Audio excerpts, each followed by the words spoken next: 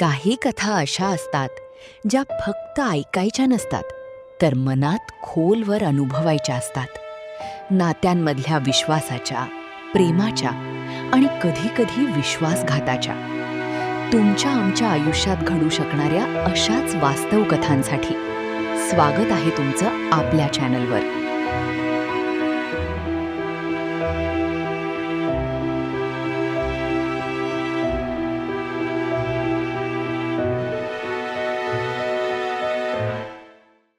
माझं नाव स्नेहल. एका मध्यमवर्गीय वस्तीत मी माझ्या 5 वर्षांच्या चिमुरडीसोबत, परीसोबत राहते. दिसायला मी अजूनही तरुण आहे, पण आयुष्याने दिलेले घाव खूप खोल होते. 3 वर्षांपूर्वी एका भीषण अपघातात माझे पती, समीर, आम्हाला अर्ध्या वाटेत सोडून गेले. तो दिवस आजही माझ्या डोळ्यासमोर जसाच्या तसा उभा राहतो. त्या धक्क्यातून सावरणे कठीण होतेच, पण नियतीला अजून काहीतरी वेगळंच मान्य होतं. वर्षभरातच माझे सासरेही हृदयविकाराच्या धक्क्याने वारले. समीरचा विरह त्यांना सहन झाला नव्हता. मुलाच्या विरहाने त्यांना आतून पोखरून काढलं होतं. घरात आता फक्त आम्ही तिघीच स्त्रिया उरलो होतो. मी, माझी सासूबाई आणि छोटी परी. पुरुषाचा आधार नसलेलं घर कसं असतं हे मला गेल्या 2 वर्षात चांगलंच उमजलं होतं. बाहेर पडलं की टोचणारे शब्द आणि घरात शिरलं की खाऊ धरणारी शांतता. समाजाच्या नजरा नेहमीच काहीतरी शोधत असायच्या. एकटेपणा रात्रीच्या वेळी छातीवर दडपण आणायचा आणि मनात एक अनामिक भीती नेहमी दाटलेली असायची. पण सासूबाईंच्या मनात मात्र काहीतरी वेगळंच शिजत होतं. त्या शांत राहायच्या, पण त्यांच्या नजरेत एक वेगळीच योजना असायची. एके दिवशी त्या म्हणाल्या, स्नेहल, माझी आई आजारी आहे, म्हणून तिचा सांभाळ करायला आणि आपल्यालाही थोडी मदत व्हावी म्हणून माझा चुलत भाऊ विनायक येतोय काही दिवस राहायला. त्याला मीच खूप आग्रह करून बोलावलंय. विनायकराव जेव्हा पहिल्यांदा घरात आले तेव्हा त्यांचं व्यक्तिमत्व पाहून मी क्षणभर थबकलेच. साधारण 40-42 वर्षांचे, पण व्यायामाने कमावलेली पिळदार शरीरयष्टी आणि चेहऱ्यावर एक वेगळाच शांत आत्मविश्वास.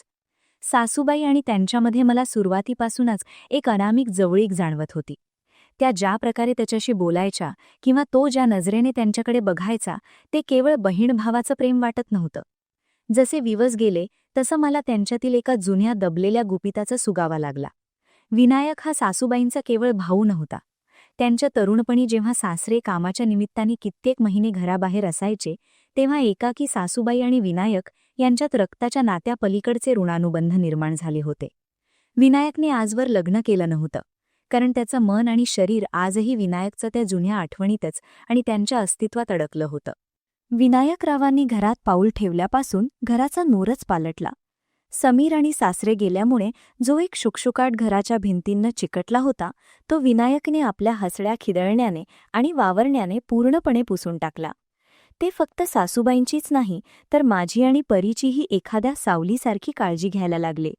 कधी परीला बागेत नेऊन तिला खेळवणे तर कधी स्वयंपाकघरात मला जड वस्तू उचलायला किंवा एखादा पदार्थ बनवायला मदत करणे.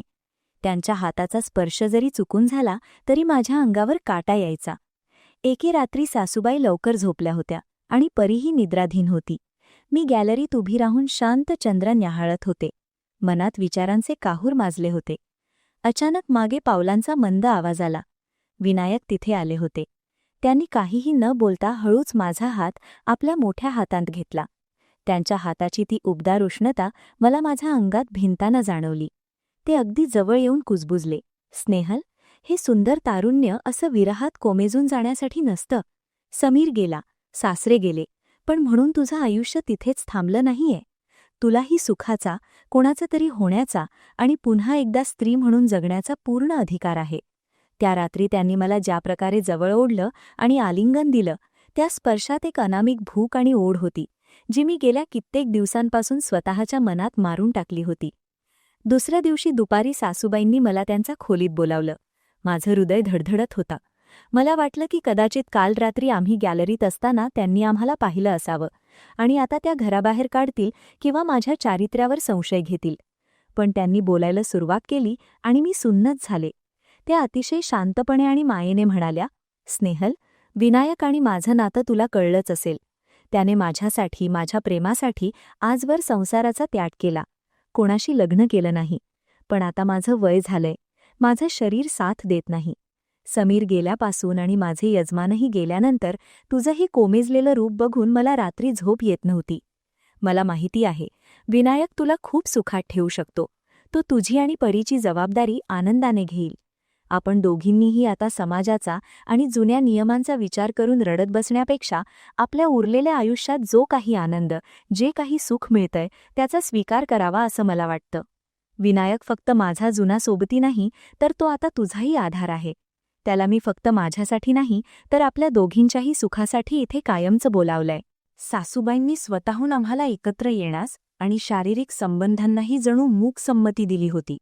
ही गोष्ट माझ्या कल्पनेपलीकडची होती. त्यांना स्वतःच्या आणि माझ्या शारीरिक व मानसिक गरजांची पूर्ण जाणीव होती. त्यांना माहिती होतं की तरुण वयात स्त्रीला एका पुरुषाच्या आधाराची आणि सहवासाची किती गरज असते. हळूहळू आम्ही तिघांनी मिळून या घराच्या आत एक असं जग तयार केलं, जिथे जगाच्या रूढी परंपरांना थारा नव्हता. विनायकने सासूबाईंना त्यांच्या वयानुसार लागणारा आदर, माया आणि जुनं प्रेम दिलं, तर मला त्याने एका तरुण जोमदार जोडीदाराप्रमाणे तृप्त केलं. रात्रीच्या वेळी कधी तो सासूबाईंच्या खोलीत असायचा, त्यांना शांत झोप लागावी म्हणून त्यांच्याजवळ बसायचा, तर कधी माझ्या खोलीत येऊन माझ्या एकाकीपणावर मायेची फुंकर घालायचा. आम्ही दोघींनीही विनायकला आपलं मानलं होतं. घराचे दरवाजे बंद झाले की आम्ही तिघं एक वेगळंच सुखी कुटुंब होतो. विनायकने आम्हा दोघींच्याही आयुष्यातील पोकळी भरून काढली होती. तो परीसाठी वडील झाला, सासूबाईंसाठी जुना प्रियकर आणि माझ्यासाठी एक खंबीर जोडीदार. घरात आता पुन्हा एकदा पूर्वीसारखं चैतन्य परतलं होतं. सासूबाईंच्या त्या एका धाडसी, कदाचित जगाच्या नजरेत चुकीच्या, पण आमच्यासाठी जीवनदायी ठरलेल्या निर्णयामुळे आमच्या आयुष्यातील काळोख कायमचा दूर झाला होता. समाजाच्या नजरेत विनायक हा आमचा लांबचा पाहुणा किंवा मामाजी होते, जे केवळ मदतीसाठी आले होते. पण आमच्या घराच्या 4 भिंतींच्या आत आम्ही तिघंही एकमेकांचे सर्वस्व होतो.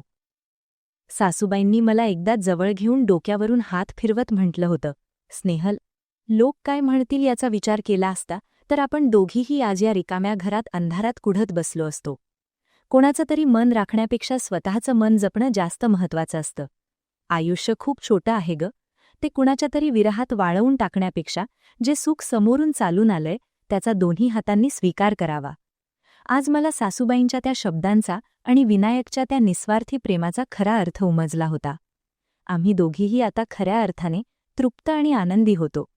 आयुष्याने आम्हाला जे नाकारलं होतं ते सासूबाईंच्या एका गुपिताने पुन्हा मिळवून दिलं होतं. ही होती आजची गोष्ट.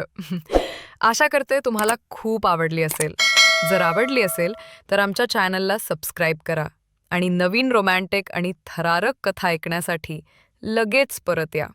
कॉमेंट्समध्ये सांगा तुम्हाला ही गोष्ट कशी वाटली आणि ही कथा तुमच्या मित्रमैत्रिणींशी शेअर करायला विसरू नका. धन्यवाद.